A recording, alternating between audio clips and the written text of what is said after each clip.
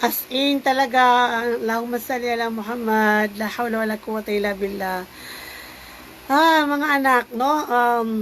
I don't know what happened. I don't know what's the problem. Alhamdulillah, kulli hal. Lahat ito ay kadar ng Allah. So, anyway, mga anak ko, she is tolerant and forgiving.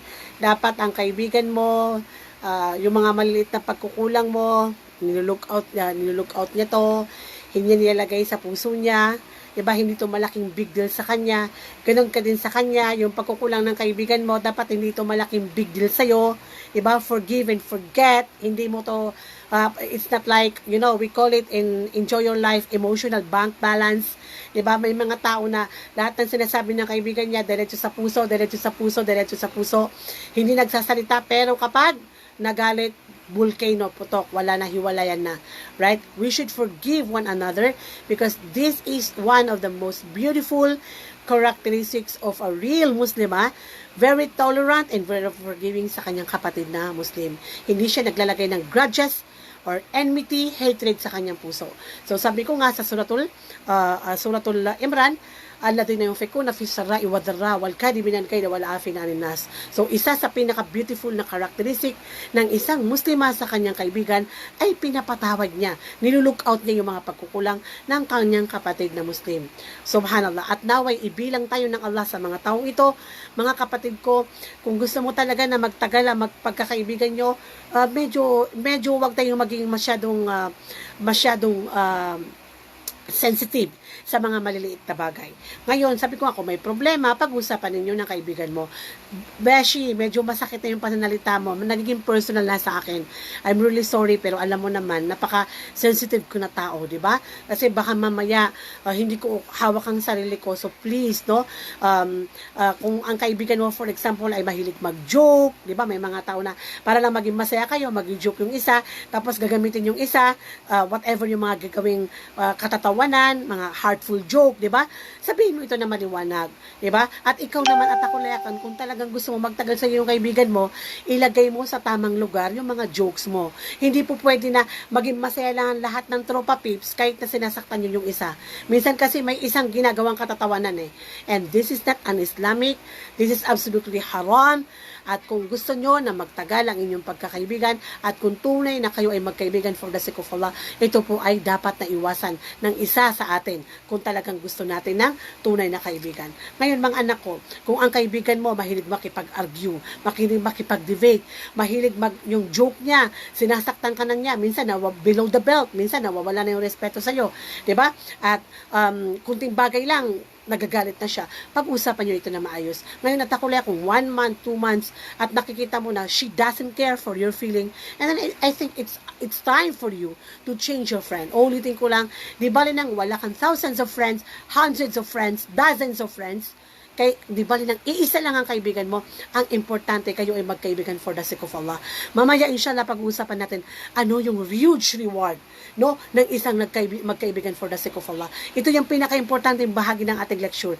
Dahil nandito tayo sa mundong ito para magkumuha ng maraming ibada, to worship Allah, diba? To please Allah subhanahu wa ta'ala. At isa sa pinakamagandang worship ng isang Muslim ay ang magkaroon ng kaibigan na nagmahalan for the sake of Allah, at ang gandang pala nila ay mashallah. So ulitin ko lang at akulakan, a good friend is the one who avoid arguing, diba, with them, making heartful jokes, breaking promises, tolerant and forgiving. She keep her secrets. She conceal the fault of her friend, diba? And at the same time, very sincere and trying you, and you are trying her to guide her to Islam, diba? Yung maging ang Allah ang sentro ng inyong pagkakaibigan. Next, she is generous and you honor your sister. Diba? Dapat ipapakita mo sa lahat ng mga tao na binibigyan mo ng dangal. You are so pleased that she is your friend, and you are really honoring your friend. Diba? Hindi yung kumbaga ipaparamdam mo sa mga tao na masaya ako na siya yung kaibigan ko.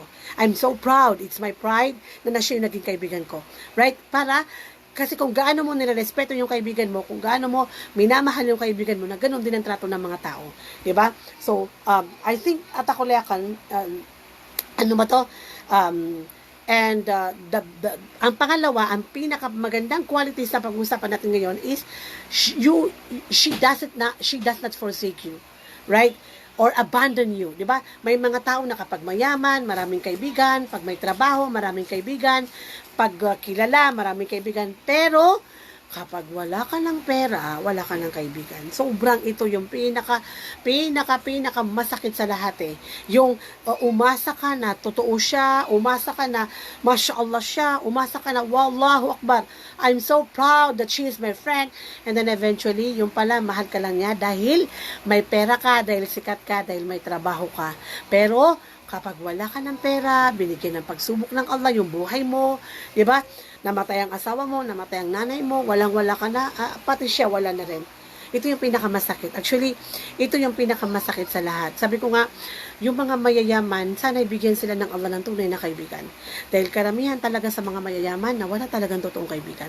Right? Kasi maraming mga tao na mga plastic na kinakaibigan lang nila si madam, si ma'am, si whatever, dahil siya ay mayroon silang kailangan sa kanya. Pero pag wala ka ng pera, na mararamdaman mo yan at akulekan. Sobrang mararamdaman mo yan. You know, medyo relate much ako. I've been in business world for 20 years of my life. Almost 20 years of my life. After magtapos ako ng pag-aaral, I've been in business world. And, you know, I'm a very friendly person and I thought that I have so many friends and wow, okay, blah, blah, blah, true. I'm so glad I have so many friends. And then, nung tumigil na akong magnegosyo at sobrang nag-upside down yung buhay namin kasi isa na po akong normal na taong bahay, hindi na ako tumutulong sa asawa ko sa negosyo namin at nag-engage ako sa dawa. Sobrang na-shook ako dahil, wait lang, where are my friends? Where are my good friends? And then, subhanallah, sobrang napakasakit. Actually, isa sa maraming pagsubok sa akin ng Allah mula nang magkaroon ako mula nang bigyan ako ng Allah ng biyaya na ma-engage into dawa, and Allahumma takabal minni, Allahumma amin, at hinihiling ko sa Allah na manatili yung ikhlas sa aking puso. Masakit na walang pera, maraming masakit na nangyari sa buhay natin kasi ahasiban nasu ayakulu amanna wa hum la yuftanun. Allah will really test the believing men and women. And ang isa siguro sa pinaka-painful na nangyari sa buhay ko is yung mga taong sobrang iniisip ko na hindi nila ako iiwanan na silang umiwan sa akin. Sobrang painful. As in, feeling ko kahit na 10 taon na wala akong pera, 20 pesos na ang pera ko, hindi talaga ako umiyak na wala akong pera. Pero sobrang alam ng Allah na umiyak ako ng todo, nang masaktan ako. Kasi pag nakikipagkaibigan talaga ako, it's really real, di ba?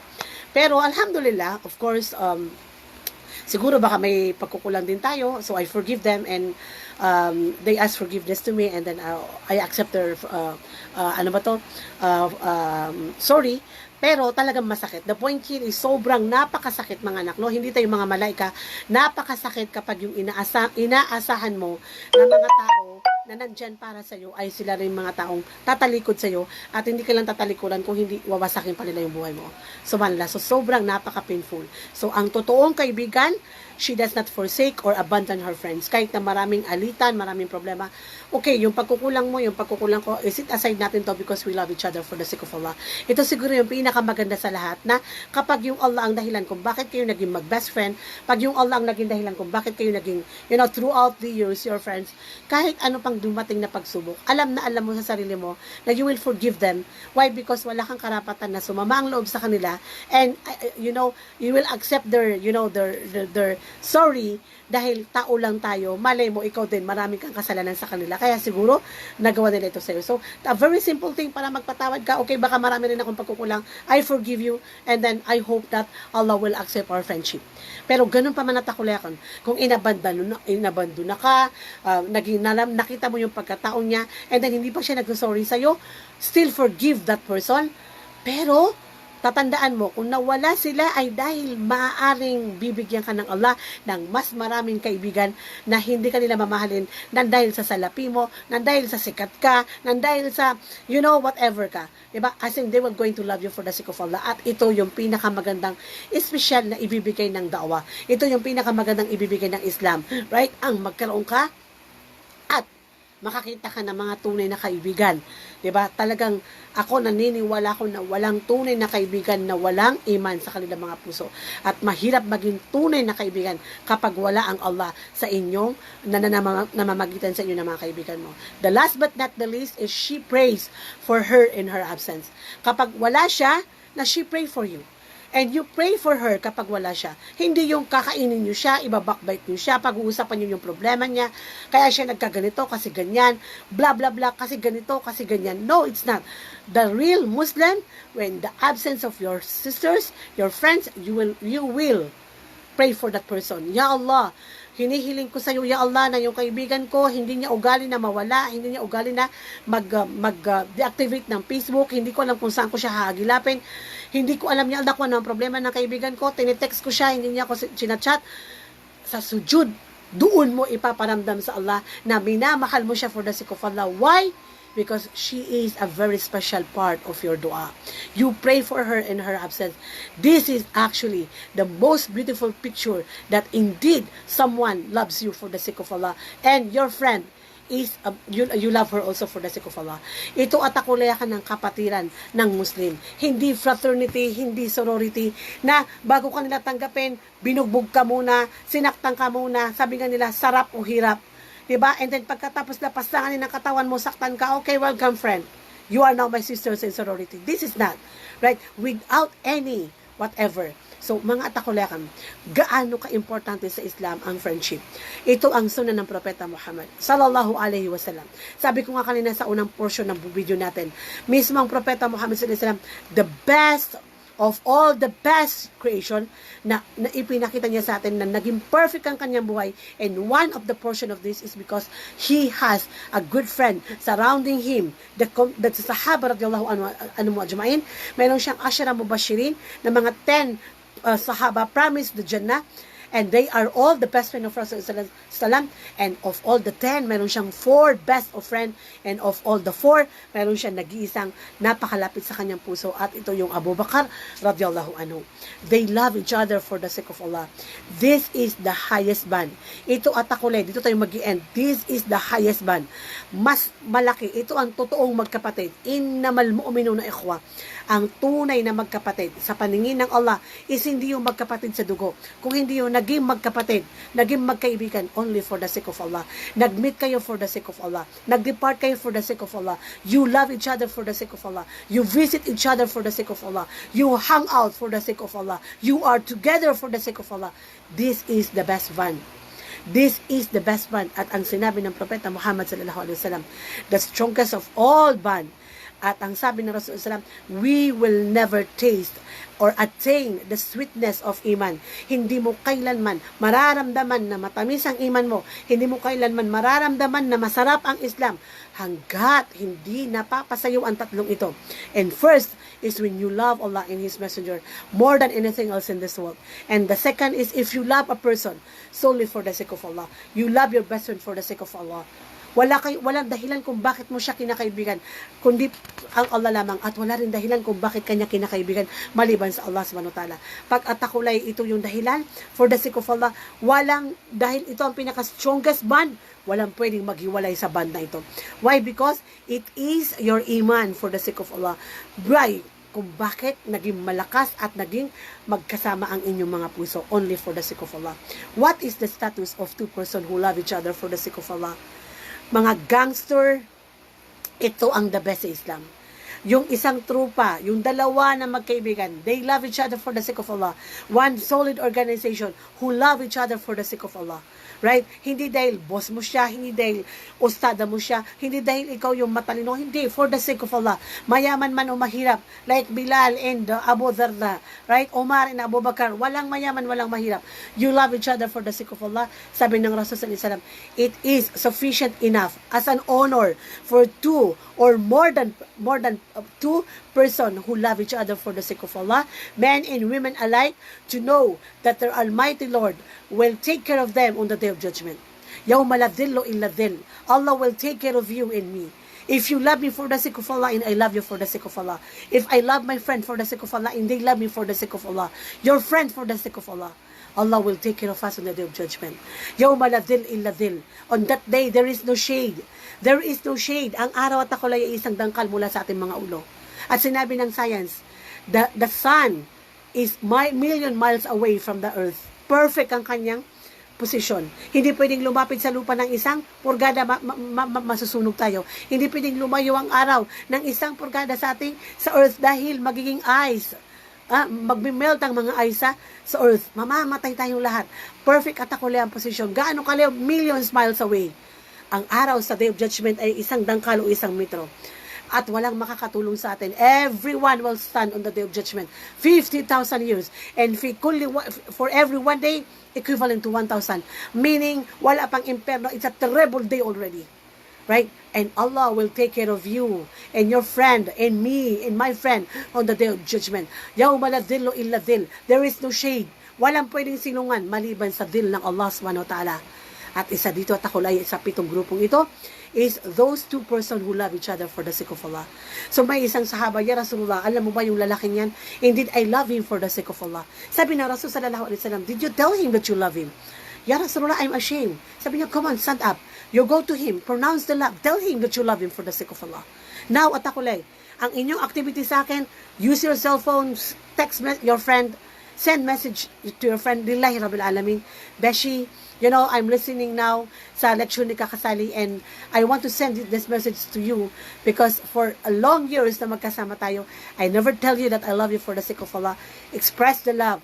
Best friend, ukhti, habibati, hayati, no, ano man ang tawagan nyo, I really love you for the sake of Allah. At naway ibilang tayo ng Allah sa mga taong gagabayan niya sa Yawmul Qiyamah, pasisilungin niya sa kanyang veil on the day that there is no shade except the shade of Ar-Rahman. Next at takuliakan, mayroong ibibigay yung Allah subhanahu wa ta'ala na members of light. Na itong members of light ay kaiinggitan ng mga prophet, all the prophet of God, including Prophet Muhammad sallallahu alaihi wasallam, they will wish na meron sila, pero siya kasama ni Rasul sallallahu alaihi wasallam dahil nagmahalan sila ng Abu Bakar at ng kanyang mga best friend for the sake of Allah. All the prophet will ask Allah subhanahu wa ta'ala na sana magkaroon sila ng ganito. What is this? A member of light. Na ang mga syuhada at ang mga propeta ay maiinggit sa isang special na gift ng Allah sa 2 taong nagmahalan for the sake of Allah subhanahu wa ta'ala. Right? May isang lalaki na pumunta sa kanyang kapatid na sa kanyang best friend at along the way may isang lalaki na kumuusap sa kanya. Sabi niya, saan ka papunta? Sabi niya, pupunta ako sa kaibigan ko. Sabi niya, may kailangan ka ba sa kanya? Sabi niya, wala akong personal na kailangan sa kanya. May problema ka ba para tulungan kanya? Wala. So bakit ka pupunta sa kanya? Sabi niya, wala, bibisita lang ako only for the sake of Allah. Gusto ko siya bisitahin for the sake of Allah, hindi para mag-hangout, hindi para manood ng sine, hindi para magchismisan. Kung hindi para lang sa Allah subhanahu wa ta'ala. Sabi ng lalaking ito, ako ay isang malaika, sugo ng Allah subhanahu wa ta'ala sa iyo, ipinapahiwatig ng Allah, pinapasabi ng Panginoon mo na minamahal ka ng Allah katulad ng pagmamahal mo sa kaibigan mo. You know, my dear sisters in Islam, mga anak ko, Islam is very easy. It's not only about wearing hijab and, you know, be a munakiba. It's not only about salah and, you know, fasting and zakat and hajj, but actually the most beautiful, you know, teachings of Islam. One of those is when we have this friend who we love for the sake of Allah subhanahu wa ta'ala, na kapag itong mga taong ito ay nagmahalan for the sake of Allah without any material thing or personal interest, whatever, only for Allah's sake, wallahi ladim mga anak, ito yung nawawala sa mga kamusliman, no? Dahil ang dami na magkakaibigan, pero subhanallah, ang pagkakaibigan ay para sa mga material na bagay, para sa mga pagsaway sa Allah. Kaya naman, ang kaibigan mo ngayon, siya ang naging pinakamalaking kaaway mo kinabukasan. Why? Because there is no, the pictures of Allah is missing in your friendship. And then what is the effect of 2 persons who love each other for the sake of Allah? Absolutely, the effect will be, you will never abandon your sisters for the sake of Allah. You will never abandon. At alam nyo mga anak ko, katotohanan na maraming pagsubok ang dalawang magkaibigan. Ang grupo ng mga magkaibigan, ito yung isang sinabi ng kaibigan ko, hindi ko ito makalimutan sa kanya. Sabi niya, hindi pala biro na makuha natin yung reward na tayo ay poproteksyonan ng Allah sa Yawmul Qiyamah. So, itong mga pagsubok natin ay dahil ayaw ng syaitan na makuha natin yung reward ng Allah subhanahu wa ta'ala. Right? So, let's forgive one another. Indeed, no, now why wallahi al-azim, sa aking puso, gusto kong araw-araw akong natutulog na malinis ang aking puso. Ayaw ko nang may grudges, ayaw ko nang may galit, may anger or hatred sa puso ko. Dahil katotohanan na lahat ng naging kaibigan ko ay minamahal ko sila for the sake of Allah. At kung may pagkukulang ako, hinihiling ko sa Allah, napatawarin ako ng Allah. At kung may pagkukulang sa akin ng sino man tao, katotohanan na pinatawad ko na sila. Kung may nagbabackbite sa akin or whatever man, o naninirang puri, pinapatawad ko na sila. Kahit ano man, o ano man ang ginawa nila, pinapatawad ko sila. Dahil ayaw ko na mawala yung reward ng friendship for the sake of Allah subhanahu wa ta'ala. So mga takuliakan, panatilihin natin na makuha natin itong mga magagandang kaugalian ng isang magkaibigan. You should guide your friend for the sake of Allah. Your friend also will guide you to the path of Allah. Every time na magkasama kayo, naaalala nyo ang Allah. Ang Allah ang pinag-uusapan nyo. At kapag kayo ay nagmi-meet, nagpapalakas ang iman ng bawat isa. You are sincere and she is sincere to you. Right? You concealed her fault and you concealed also her fault. You keep your secret, she keep your secrets. Right? She does not gossip, you do not gossip. And then you are not envious and she is not envious, right? You are tolerant and forgiving and she should also be tolerant and forgiving. You should be faithful and kind, generous, and as well as she should also be faithful, kind, and generous to you. And of course, you honored her, she honored you. And you will never abandon or forsake that friend. She will never abandon or forsake you. Why? Because you love each other for the sake of Allah. Mga anak ko, ito ang kailangan natin na kaibigan. Kapag nakuha mo ito, sabi ko nga, gawin mo yung great, no? Kagating mo ng pangil, wag mo siyang pakawalan. At kung may mga pagsubok na darating na gagawin ng syaitan o ipapahintulot ng Allah sa inyo, forgive each other for the sake of Allah. Dahil sayang ang reward. Sayang ang napakalaking reward. Sayang ang napakalaking honor na ibibigay ng Allah subhanahu wa ta'ala. Now, kung ang kaibigan mo at takuliakan ay wala sa kanya ang mga ito, kung sa palagay mo, napakalayo sa kanya ang mga ito, kung ang kaibigan mo ay opposite ng mga bagay na ito, hindi kanya ginagabayan sa tamang landas, siya ang naguhulog sa neraka jahanam, bago mo pa siya maging kaaway sa kabilang buhay at wasakin niya ang buhay mo sa mundong ito, ang iman mo, uulitin ko lang at takuliakan, better na zero friend, better na iisa lang ang kaibigan mo, kaysa meron kang dozens and hundreds and thousands of friends na hindi naman magpapalakas ang iman mo.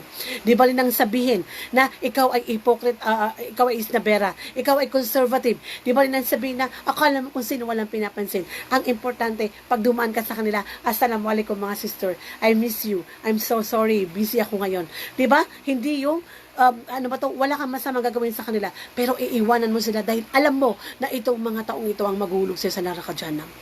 'Di ba? Huwag nating hintayin na sila yung maging pinakamalaking kaaway sa mundong ito at sa kabilang buhay. Mga atakuliakan, ang pagkakaroon ng kaibigan ay sunan ng Propeta Muhammad sallallahu alaihi wasallam. Pero wag mong kakalimutan that indeed no man is an island. Pero wag nating kalimutan na ang kaibigan ay ang kaibigan ay napaka-importante, pero ito rin ay nakakatakot. Sabi nga nila, tell me your friends and I will tell you who you are.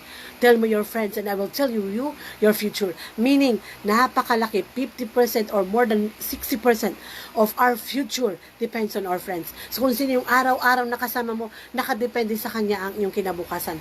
Kung gusto mo talagang magtapos ng pag-aaral, hanapin mo yung matitino na mga tao sa eskwelahan ninyo, sa mga university ninyo. Kung gusto mo talaga ng matino na iman, hanapin mo yung mga taong matino ang iman. Huwag kang makikipagkaibigan sa mga pasaway dahil gagawin ka nilang pasaway katulad nila. Diba? Di bali na at akulayakan na medyo may masaktang kang tao, importante hindi mo sinasadya. Kailangan ko magpakatotoo, ang kailangan ko ay tunay na kaibigan. At ito ang sunod ng Propeta Muhammad sallallahu alaihi wasallam, at naway ibilang tayo ng Allah sa mga taong binyayaan niya ng very special gift. At ito ay ang pagkakaroon ng tunay na kaibigan para sa Allah subhanahu wa ta'ala. I'm really sorry for my very poor internet tonight.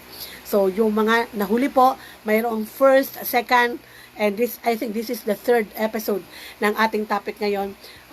Yung tanong ng mga kapatid natin, ang kaibigan, ganito, blah, blah, blah, whatever.